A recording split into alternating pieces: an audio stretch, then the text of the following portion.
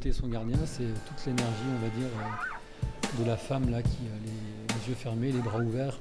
Donc la partie féminine, qui est plutôt dans la réception, dans le don, dans la générosité, qui se donne et qui en même temps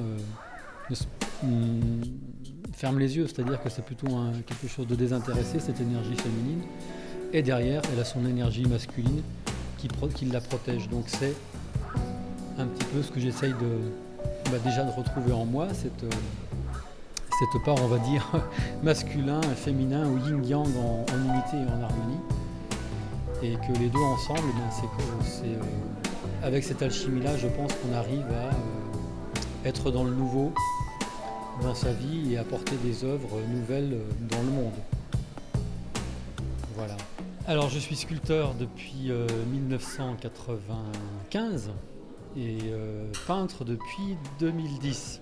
Alors en sculpture, c'est principalement de la taille directe, c'est-à-dire que c'est tronçonneuse ou meuleuse.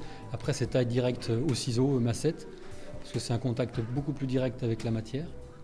Et sinon, en peinture, c'est peinture acrylique sur toile et pastel sec. Effectivement, les peintures et les sculptures commencent à se rejoindre dans mon travail et l'ensemble commence à être cohérent. Et ça, c'est ça que je trouve intéressant. Parce que c'est-à-dire que il y a tout un travail de peinture, de recherche, et c'est pas toujours évident que j'arrive vraiment à matérialiser ce que je veux en peinture, alors qu'en sculpture, je le fais beaucoup plus vite. Et là, maintenant, les deux mondes se rejoignent.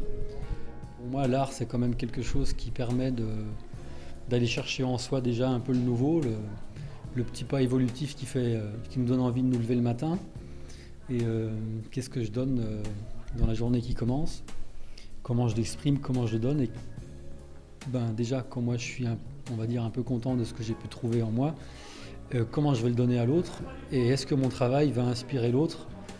Si pour moi, en fait, dans mon travail permet à la personne qui le regarde, parce que ça n'existe pas, comme on sait, sans le public, si la personne qui regarde l'œuvre, ça lui donne envie de créer ou de se sentir bien, et de rentrer chez elle et d'avoir envie de faire quelque chose de nouveau, c'est super.